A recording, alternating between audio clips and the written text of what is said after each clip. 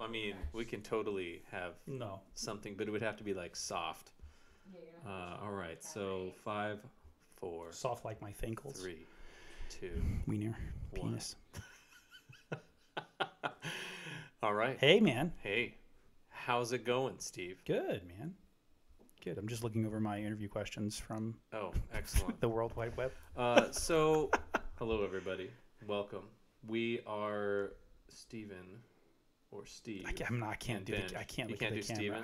I just can't look at the camera. I mean, you don't need to. I'll be the one who looks at it. So, I mean, I'm more familiar with it because I have worked with Robin. Do you film yourself a lot? We did film ourselves quite a bit in front of a lot of people. No, we probably not that kind of game. Well, we were selling clothes, so. Well, okay. Clothes. So, anyways, hello everybody. Benj and Steve here. We are talking about things that we're interested in, and really the hope right now is for Robin to give me a thumbs up on whether or not she can hear our audio via the stream. All right, Robin is in the background. She's going to be our man in the chair. Well, okay. You see, now I'm staring at... You can totally hear. Yes. Too many things in the back. We need like a drop cloth. We just had a whole conversation about ADD, man. But could we perhaps put like a bubble around us where there's nothing that could possibly distract us? I think then I would be distracted by the bubbles. But if there's more than one? Oh, yeah, there would be multiple. It would have to be like the inside of one of those. Have you seen the large bubble containers where they run and like play soccer and stuff? Yes. It would be like that, I would envision. It would smell bad. It would, eventually. Yeah, eventually it would. Like after like 3 or 4 minutes. Yeah, update that. It's super lag. That is behind? Yeah, super lag. Telling you, dude, don't do the videos. I'm telling you. We have to have video for this only. Nope. Got a radio voice. For that. You just need the cable. I do need the cable. So the video is just going to be behind. Yeah, that's fine. And we'll deal with it. So it's okay. It was your idea to start the podcast. Yes, it was my idea. So where'd you come up with the idea? These are very good questions, Steve. Thank you for asking. Thanks, Al So I have been listening to a large number of long format interviews and different shows like that where it's kind of broken the norm for what I've been used to as far as receiving information or media or updates or anything like that. And I found that was a lot more interesting to watch and to listen to than to try and, I don't know, pull up things through traditional news outlets or even like if I wanted to find something out about nerd stuff, like what I'm into, Dungeons and Dragons and stuff like that. It would always be these short clips, and so I would have to find one that was specific to the exact thing that I was looking for, when really I would be more interested in hearing about the whole process behind it. So I guess that's kind of the idea here, and to find the other people around us who also are interested in having discussions about where they're from and what they want to do. So, but what do you feel like the podcast has to... Like, what is it doing that other podcasts are not doing? So, I haven't been able to find one that has pulled in the people that I'm interested in talking to. I mean, there's a lot of people who I know who design their own tabletop games, or there's people who I know who I follow who are streamers, and they make their living off of playing video games in front of people, and they have that as their full-time job, and that's something that's super interesting to me. Not in a sense that I think I would ever be talented enough to be able to do it, but just to talk to them and see, you know, how is it that you got to this place? What is it that? How many hours did you have to play before you felt like you were capable of being someone who people could watch? So was it the diversity then of all of the people who you would like to hear on a podcast in one place? That's what you would like. That is 100%. So instead of, I want to study or I want to learn about comic books, you Google, you search comic book podcasts, right? And that's going to be hard to find because people who design their own comic books are often busy trying to make comic books because it's not easy to make money in comic books. But you also wanted a place that would, so you wanted some kind of resource, and now you wanted to create one because there wasn't one.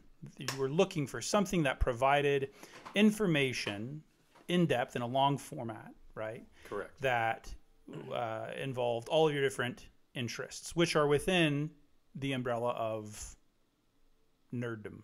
Right. Is that right? Is that accurate? Culture. Yeah. That is an accurate summary. Yeah. Thank you. Okay. Well, hey, I got it from you, so. I mean, we just bounce ideas back and forth, really. So what has led you to podcasting? Why not just start a blog? Other than the fact that, well, the blogs are. Other than the fact that feels like homework. Like, it's Monday. I gotta write a 3-page paper on. Yeah. Yeah. It feels that I think that a blog as a format would be too much work for me. Yep. And whereas I know that I can reach out to people and just pull people in to have conversations. Yeah. There's no shortage of people who are creating and wanting to get their content out to people. So it's another medium for them to have to point people to. So say someone creates a game and they want people to start hearing about it, or if they go to a convention like PAX or something and they're trying to talk about what their product is. We missed PAX, by the way. We totally missed PAX. Really, really kind of sad about that. It was a weekend that was not going to work for us at the Bladh home. Yeah. But way to go on having a family. Oh, families. We both have a million kids, and that really is a lot of things to balance there. So so if I see you collect I collect children in a legal way, which is having babies. There's currently cut that out actually. Well, like the FBI is going to be like the only person watching. Johnny FBI. They're always watching, and if they ever tried to, if they were watching any of our D&D streams, I think that would be enough to try and pull us off. So, one of the reasons that I liked the idea when you approached me about it is that I consume a ton of podcasts, and again, write podcasts of all different types. Right. And when you and I started talking about it, I was like, oh man, that is such a good idea. It really, the kind of podcast that Joe Rogan, and I told you this, Joe Rogan would have made if he was a nerd. If he was a nerd, this is the podcast that Joe Rogan would have made. Right. And so, you take a Joe Rogan or somebody else, and they're bringing in people who they're interested in. Your wife, right before we went live, had mentioned Jada Pinkett Smith's podcast, and she does it on Facebook, I think only, but Red Table, and her whole thing is bringing people who she wants to talk to, and other than the fact that she's interested in them, there's not a real tie to them. Same thing with Joe Rogan, Right. And then there's also, again, I was really attracted to the long format type media.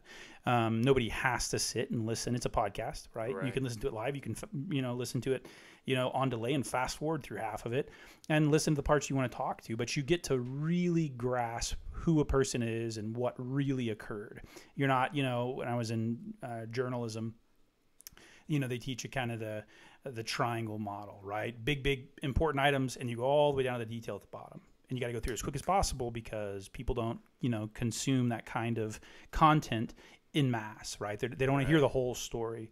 Whereas in a podcast form, you're able to go through, you get the whole picture of who somebody is. And so there's no misconceptions, I think, in somebody sharing an idea, but you're also able to go in greater detail. The other reason I like podcasts in particular is they're passively consumed, right? So I can put them on while I work out. I can put them on while I'm doing dishes, or I can put them on while, it can be on in the background while I'm doing 9 other things. And so I can consume them easily. It's kind of like an audiobook, right? Yeah. And who wouldn't want to listen to us read them an audiobook? Well, that's actually, if this one doesn't take off, I was going to pitch you on the other idea of just us reading books. Oh, so, well, I would be interested in that.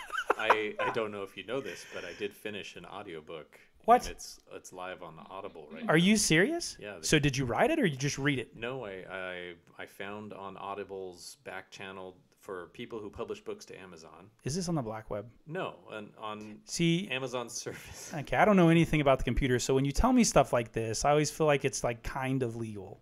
No, this is or you're lying. Legal. So it's Amazon offers to anyone who publishes with them their Yep. books in ebook format. They offer a service that if you want, people can audition for your book. Yeah. And they read like a short excerpt from it, and then submit it. And then if the author likes it, they'll say, "Yeah, I'll pay you this much in royalties, or I'll pay you this fixed amount, and you can read the audiobook, and we'll share in the profit." And Oh, that's awesome, man. so I did, and So how did it go? How long did that take? it took a lot longer than it should have. Really? Yes. So if I was to listen to it, how many hours of your voice do I have? About 5.5 hours of my voice. Which is, 5.5, not enough. I would agree. So did you do voices? I absolutely did Oh. voices for every character. So this is a big pitch for people who want to be voice actors. Why don't more people know about this? I don't know.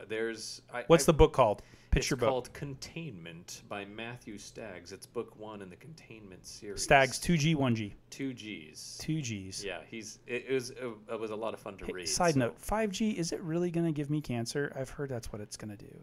who knows at this point? Okay. I'm pretty sure like 10 years from now, well, I mean, first off the bat, everything from the state of California says that it gives us cancer. So it's California gives you cancer. Heard it here first. Okay, so Staggs, well, 2 all Gs. the warning labels. It's like this contains a product that is known to give you cancer in the state of California. Yeah, only in California though. we didn't get it anywhere else. It was only there. What is so now let's talk about this book. So Containment, is it a modern fiction? What was it? It is a post-apocalyptic thriller. Ooh.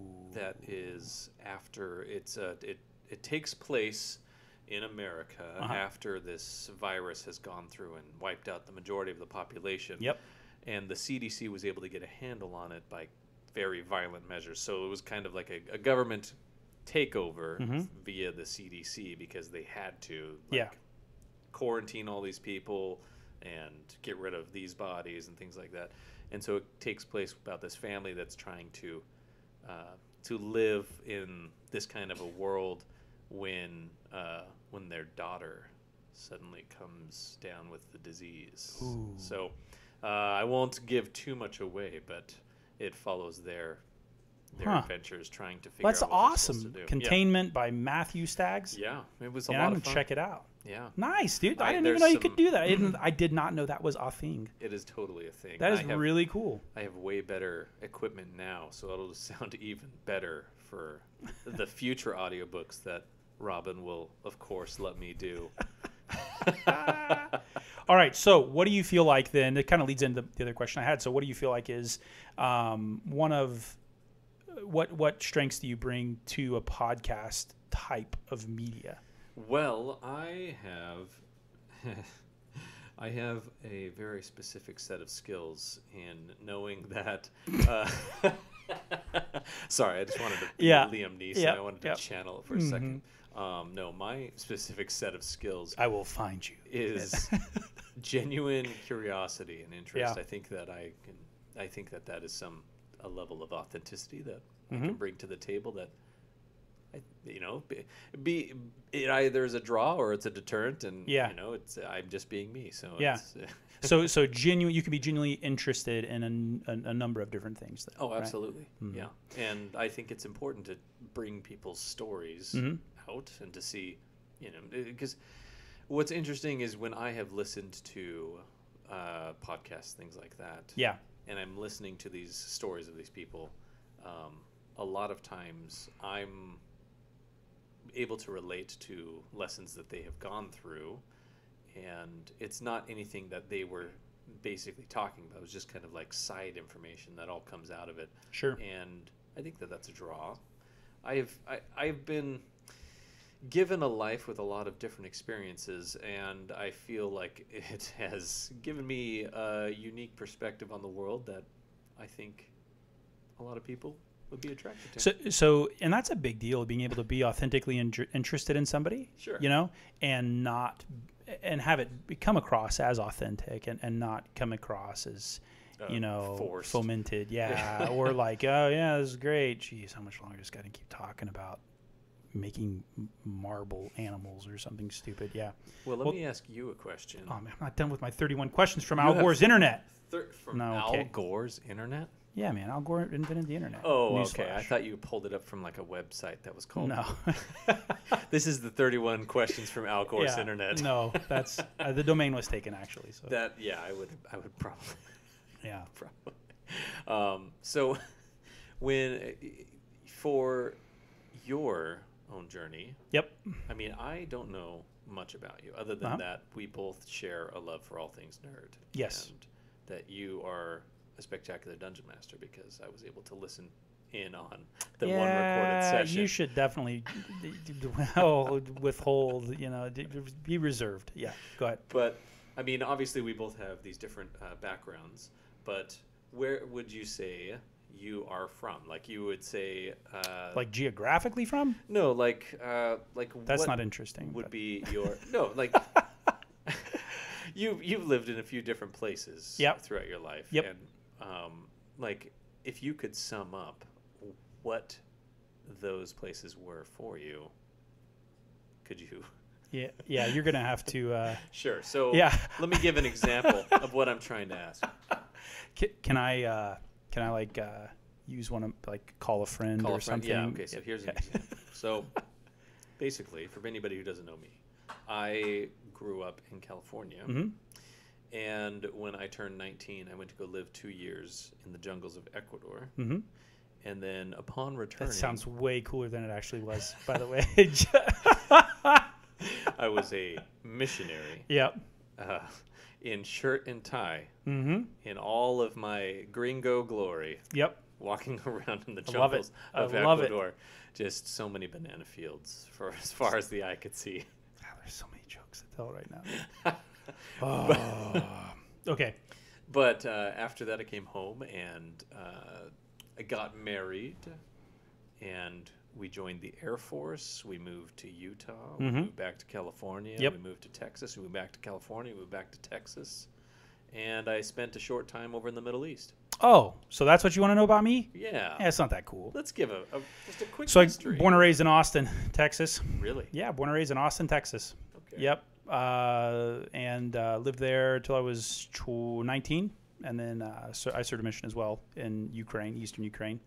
Then I went to school at Brigham Young University in Utah, in Provo, Utah, and then transferred to the University of Texas at Austin, where I graduated. Stayed there for, good grief, I want to say 9-10 more years. Worked in development, real estate mainly, and business operations, and then moved to Portland and was there for a year and a half. Then came back to San Antonio to run a company. And then have been here ever since. Now, Portland seems like amazing. Well, yeah, but a bit random. Oh yeah, so a buddy, So a buddy of mine ran a company in Portland, and I'd spent the previous 8 or 9 years growing businesses. So I done real estate, and kind of. So real estate, especially high-end luxury real estate, we did a bunch of commercial projects and some medical offices, but mainly it was high-end commercial custom homes. And then, God, this is not interesting, and then I learned how to business operations and business management. And then the real growth for me peaked when I learned how to do standard operating procedures. And this is boring.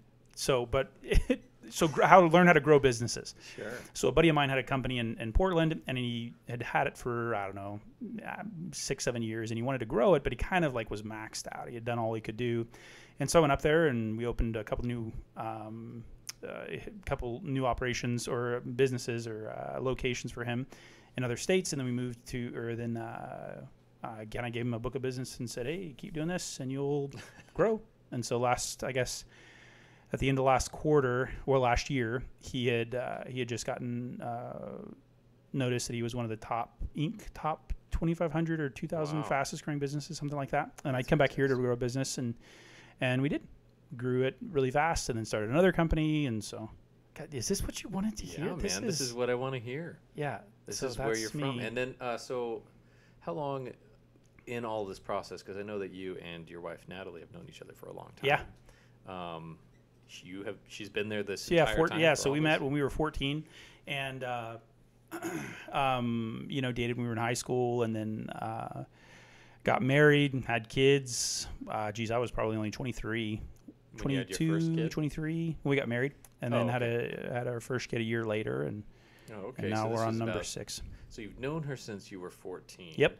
Is she the same age as you? Yeah, 4 months older. Yeah. Oh, well, I mean, at this point, we don't count months anymore. Nope, That's... we do not. I count pounds. How many pounds ago was that? Was Too 48 many. pounds That was- ago. Yeah.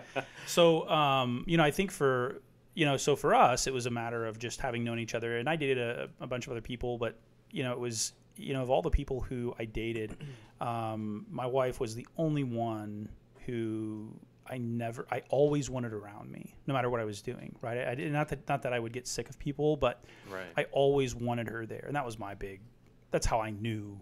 I was like, I always want this person around me all the time, no matter what I'm doing. Right. It's a good trait to have in a Yeah. person that you're always going to be around. So that ended up being, the magical, touch. So, That's but then really we got interesting married. because you knew her when you're 14. Yep. And it was up until 2 years after you came home from Oh, yeah. Ukraine. Yep. That- Yeah. that's crazy. I didn't know that you had been dating around that long. Oh yeah, no, and I tell you, if I probably still wouldn't be married. I mean, this must have been years ago. Somebody reached out to me on Facebook who I dated, and she still wasn't married. And there was nothing nefarious going on. Sure. But I was like, man, and so, but I think that's how I'd be if it wasn't for my wife. I still wouldn't be married right now. Nope. Wow. It just wouldn't have worked. Well, So, I love both of you together, so I'm glad that you are. yeah, I'm a pretty big fan of both of us as well. So, I think the one thing is when it comes to especially it honestly. So I was watching a podcast today, or I was listening to a podcast, and it was also being streamed on Twitch, and I was watching it, and it was about D&D, and if part of the problem is one of the reasons that people don't get to high levels of gameplay in Dungeons and Dragons, regardless of the edition that they're in, is that if you were going to, they don't have a DM to take them there, right? Right. And if you were gonna, and it would sound like this is why, right? Hey, Benji, we want to invite you to play D&D. We're gonna need you to commit to it for probably the next 3.5 years to get to the end of this story arc, right? It would be ridiculous, right? Yeah, that's the that's kind of commitment that it takes. It is, but Yep. that's not the pitch that's always made for it. Oh, I've never made that pitch, and maybe that's what I should do. I'm gonna I post. think that I should start pitching that way. And it because- is, right? It's you've got to think it's so I play in a bi-weekly game right now. You play every week still, Every right? week, yeah, and every so Tuesday. that takes, now our bi-weekly game is 4.5 hours. How long is your weekly game? 3 hours. 3 hours, yeah. So, that's the kind of time it's taking to get somebody into tell a story. And there's a couple of options, I think, especially like now there are these streaming games, right? So streaming D&D games are very, very popular. And I think, one of the features that they can leverage, in my opinion, right, just from a business standpoint, for whatever that's worth, is, hey, okay, levels, 1 through 7, and then, you come back the next week and, hey, look, you're now level 12, right? You're now level 10. I want you to tell me what happened during those 3 levels. Oh, that'd be What did you interesting. do? It's been several years and blah, blah, blah, and now you're back together. A really interesting, it lends itself, in my opinion, to a streaming type game, but it also, meaning you expect some kind of episodic progression through a campaign. You and I have talked about, different ways to improve that in the past. But Yeah. I think it would also help in a hey, we want to get to the story arc. Let's fast forward and get to level 20 with kind of these bloop little magic wands. Sure. It's hard for me to see. I guess as a dungeon master, I don't have that skill yet to look forward and be thinking to myself, oh, they need to be at least this level in order to handle what's going on here. I try to make it to make it feel like it's reasonable encounter. Yep.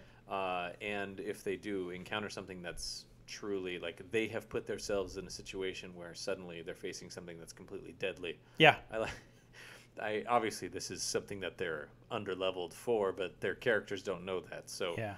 I like to give an option of survival Whether or not they take it is up to them. But so do you feel like if you were to fast forward through, a level or 2 or 3, or even, no levels, just years in a game, right? Okay. Right. You're still, kind of what we did in your campaign, you come back and it's 3 years, 3 years ahead, but we're all still the same level, right? It can be said that was not foreseen. Yeah. So that was and it makes it tough as a DM, especially if you're going to give somebody a real sandboxy campaign. I think an episodic campaign is hard to do in a sandbox type game. But so does it suspend belief? Is there a lack of verisimilitude that you struggle with? I don't think so. So it's interesting that you bring it up. What happened for me when I was watching the new Star Trek movies? Okay, so I'm relating this to the newest Star Trek movie. After the Wrath of Khan arc, where all of that happened. Well, it starts in the 3rd movie, I believe it is. Yeah, because it's Star Trek, then Into Darkness, and then it's that last one. I can't remember the name of it. So anyway, so it starts off in the arc, and they have been out in space for months, years. Yeah. And they're bored of it. Oh, I see. But as a viewer, I'm picking up this, and I'm thinking, what happened? Yeah. Why wasn't I able to go on this journey with them through all these adventures? Because obviously they've been having adventures, and now they're bored of all of the adventures they've been having. He just wants a break. So I would feel as a dungeon master like I'm missing out on all of this things that we could have played through if we do skip forward. I see the value in it because I have characters, I have players that want to play high level. They want to unlock these feats at this time because I've played with a certain number of power gamers who have everything prepared. Like, they know exactly what they're going to do when they level up all the way up to 20. Yep. And we make it to 10, and then then they die. Yep. So this would be a way for them to feel that they're becoming that more epic level character, but save some time at the table. I could see the value in that for sure. I would have to do it at a place where I felt like the arc was coming to a natural close. Sure. Like, for example, in our campaign that we were playing, it was getting to a point where it was kind of, your character, Benj, had gotten to a point where he felt like, this is it. I don't want to do anything else. I want to take my money. I want to go be living on the beach somewhere. Yep. And that is a place where you could. We had escaped prison. It was Shawshank Redemption in Faerun. It was I was done. Yep. Go ahead. And it makes sense for your character. Yep. And that's fine. And so it would be a spot where we could say, we all decided, okay, this isn't going to work anymore for our group as characters, and then pick it back up in the future. So, what's interesting is like, you do that, right? And so this is going to be completely, nobody who's listening or whoever listens in 500 years when they dig this up from the dirt, it would have suspended. Well, so we were in the freelance, right? There was no war in the freelance. There was. We would have been, at the time, especially where we were going. There was nothing, right? For 4 or 5 days in either direction, there was no civilization right on the map. And, when you think about it, you could have said, okay, you do that. It really is a situation on like Star Trek where there were no adventures. There was living and sleeping and growing crops and fishing and then sleeping, and then there was a storm, but there was no adventures. And then all of a sudden the characters, they've turned their back on the world. And when they turn around, they find out that the world is burned. Right. Great. Well done. Good job, idiot.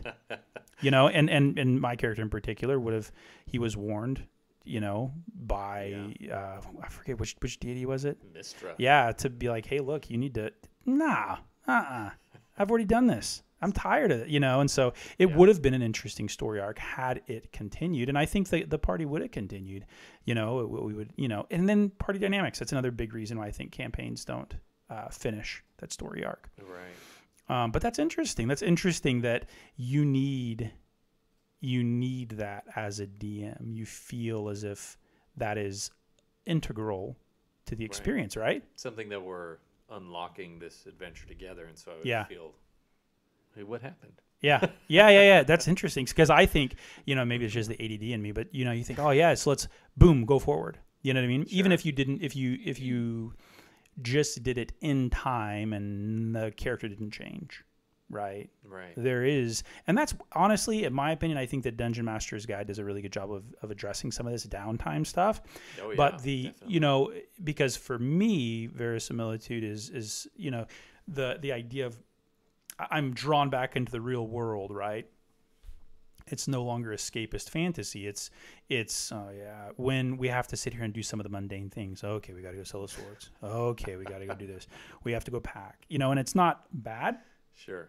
But the focus, I guess, for me is all about, story driven. And if it's not progressing this story, it's encumbering, right? It's unnecessary weight.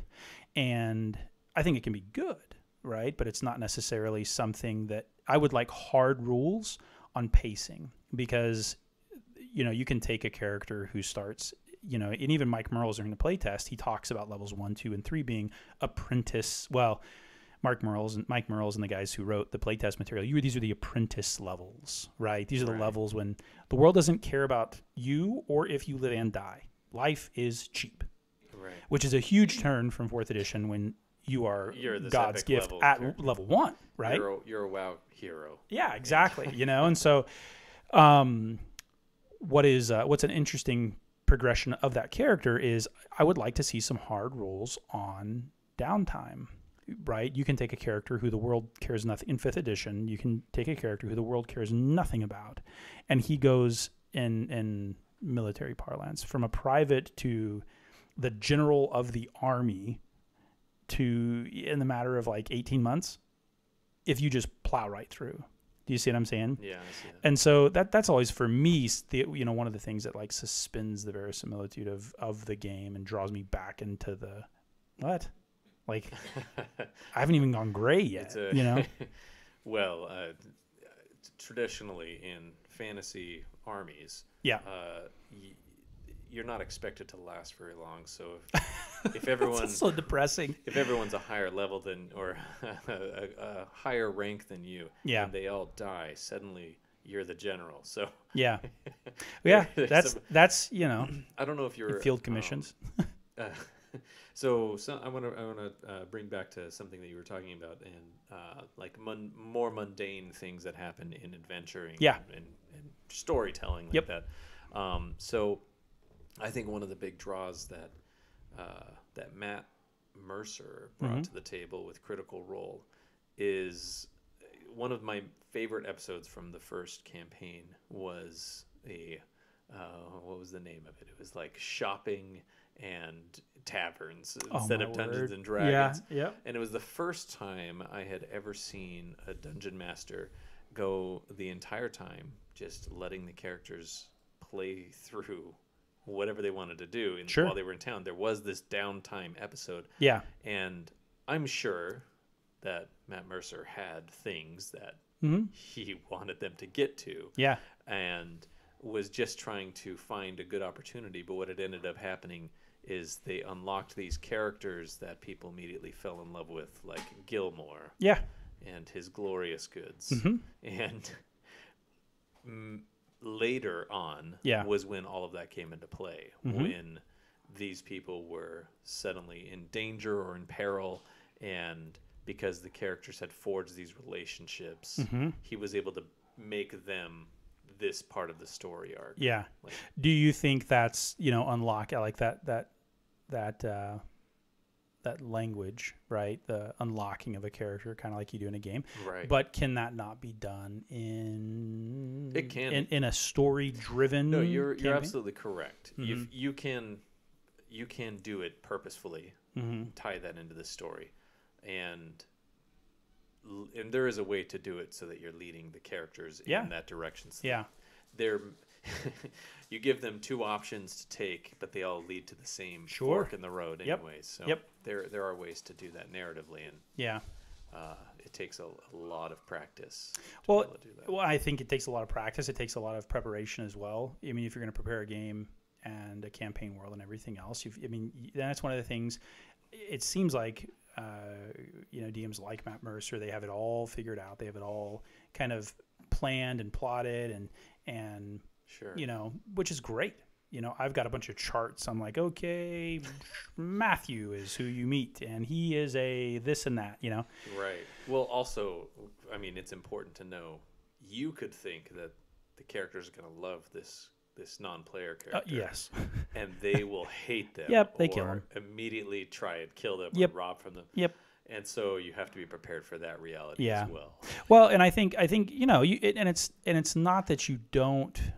So that's critical. It's not that you don't bring in NPCs, right? You don't make the world come alive through those sort of sessions, even a whole entire session where it's shopping in taverns and kind of thing. But I think you if you do, it needs, in my opinion, personally, as a professional that's busy, that has set aside X amount of hours to game, that has limited amount of time, I want meat and potatoes and a dessert, and I want it all at the same time. You might as well. And and when you think about it, without taking advantage of good character development and good campaign world creation, then you do miss a huge part of the game. And it also goes into something else. I'd listened to, I think it was Mike Merles again on this podcast. It said it was for other DMs. It might have been Matt Coville, but he said, he's like, hey, look, I don't care. It was Coble. What's that guy's name? Ivan Coble? Ivan. Oh, yeah. He said, look, I don't know how his last name is pronounced. Yeah, it's Coble. Well, yeah, Koebel or something. But he said, hey, look, I don't care about your character, and I don't want to see your backstory, and don't even bother creating it until level 5. Get back to me at level 5 when you're not dead. And if you manage not to die by then great. Let's have a conversation. And what somebody else, such a good panel of experienced dungeon masters, that they said, hey, look, give me an idea of where you want to be, and we'll try to fit it in. If not, let's discover your backstory together, right? And I think Matt Mercer was on the panel, and he said, hey, look, he builds the character as a ranger who's really good with a bow, but the guy he cannot hit with a bow to save his life. And that's just the randomness of the dice. And then he picks up a crossbow that, a felled enemy drops, and he picks it up and he shoots and he rolls a crit. And he was like, now he's a crossbow guy, And so what was interesting is developing that story. And it goes into what you were saying, developing the backstory of a character in the gameplay, which again happens through not just story-driven campaigns, but campaigns where it's, in campaigns where there are sessions that are, hey, we're going to shop, or hey, we're going to do this or that, this small thing that's not, one of the 3 pillars. We're not going to explore, we're not going to role play, we're not going to, I guess we're not going to do combat, really, is the only thing, or explore some kind of ancient ruin. Right. So. Yeah, no, that I can see definitely the value of doing it that way. I've never even considered that. I'll have to look up that interview. Well, learn something new every day. Yeah, exactly. So, pulling back from Dungeons and Dragons per se. So, you have how many children now? 6 kids. 6. Each kids. Better than the last. It's awesome. Yeah, they're great. They're all awesome. They get better every time as you go on. Yeah, they genuinely have better stats. Everything. That has actually been true for us as well.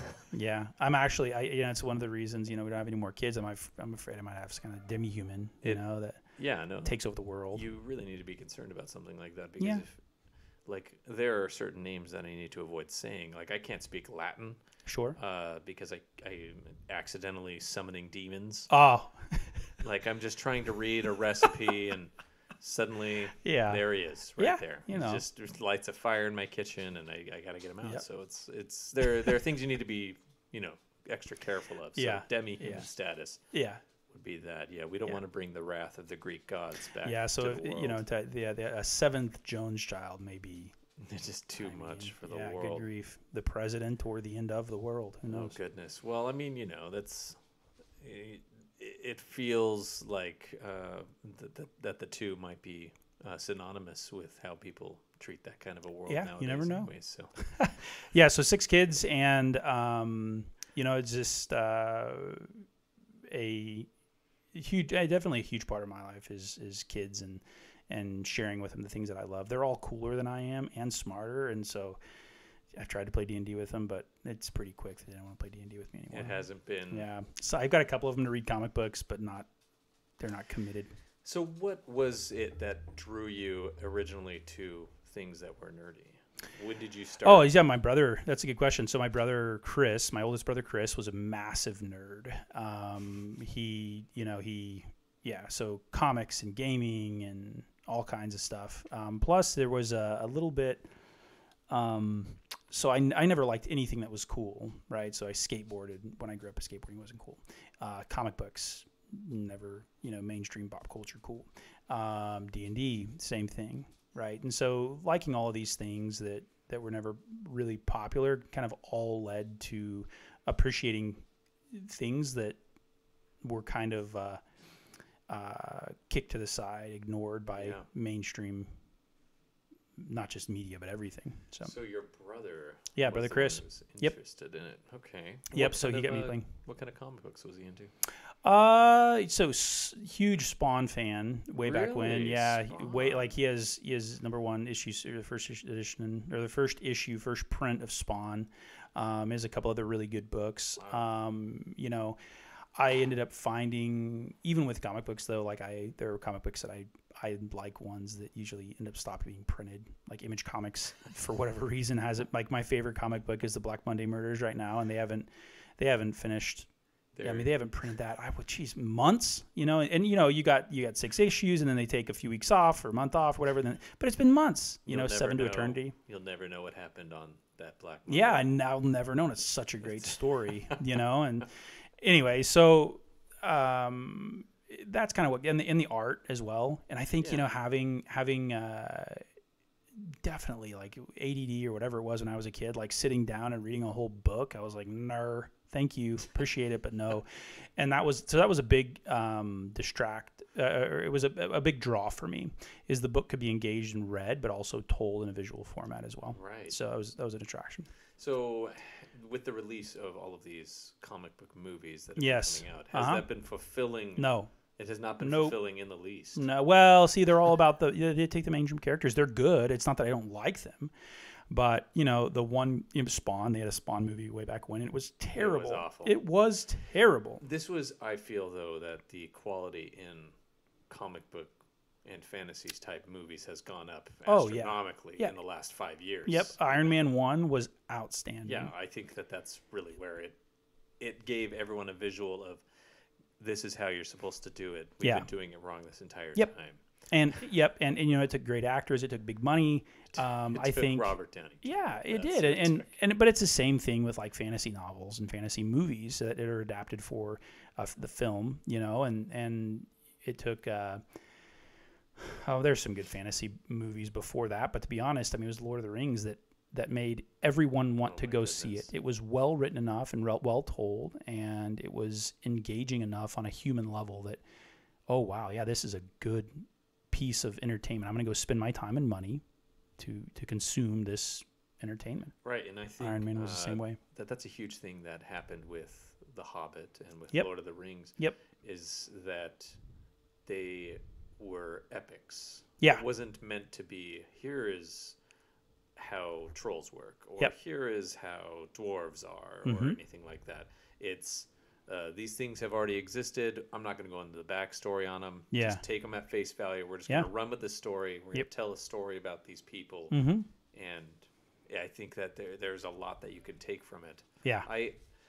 I have studied a lot about J.R.R. Tolkien just because I think that he's an amazing human being. Oh, genius, no doubt. Yep, genius, without question. And so seeing his influence that had, like how his life was influenced and how his writings were influenced by World War I and his whole military services, it brings into,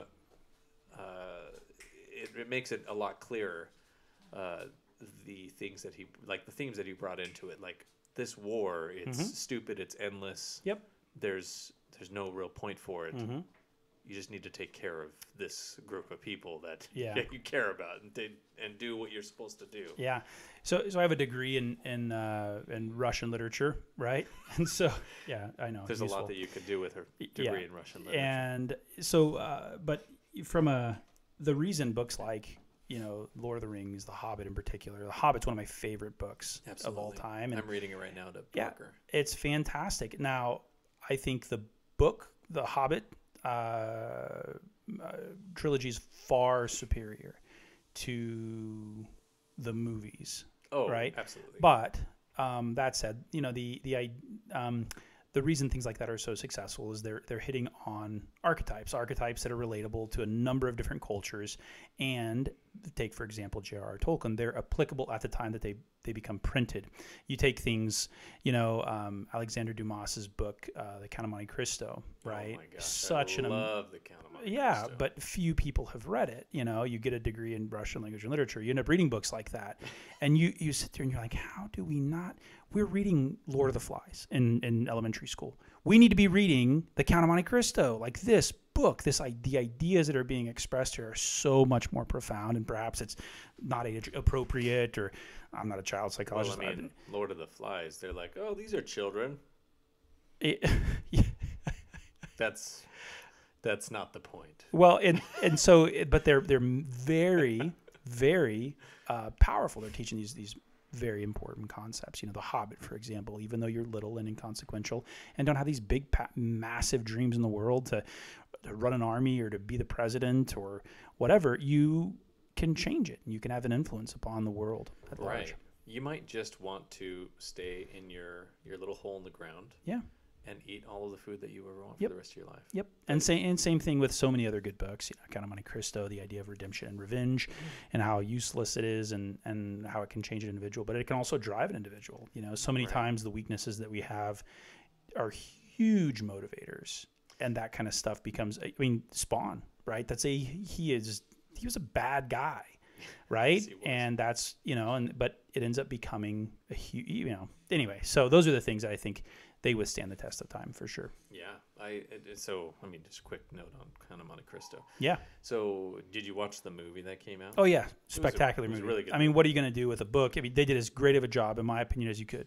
Yes. And the only disappointing thing for me was that he went back with his woman in the end of it. Yeah. But in the book, he's like, no, screw you. Yeah. Yeah. So we could sit here and on my list. Yeah, we could sit here and we could have a an intellectual debate about that. When I saw the movie, he was what's the guy's name? The guy who plays Count in the movie. Oh, I don't know his real name. Yeah. I don't know his real name. Anyway, so he's massively attractive. Now he's enormously wealthy, and he's extremely talented. He's a swordsman, right? So you're like, oh wow, this guy, they're doing it the right way. And then I remember seeing his wife, and his wife at the time, I don't think she'd been in any other big movies or plays. She wasn't a A-list actress, Yeah. and she wasn't.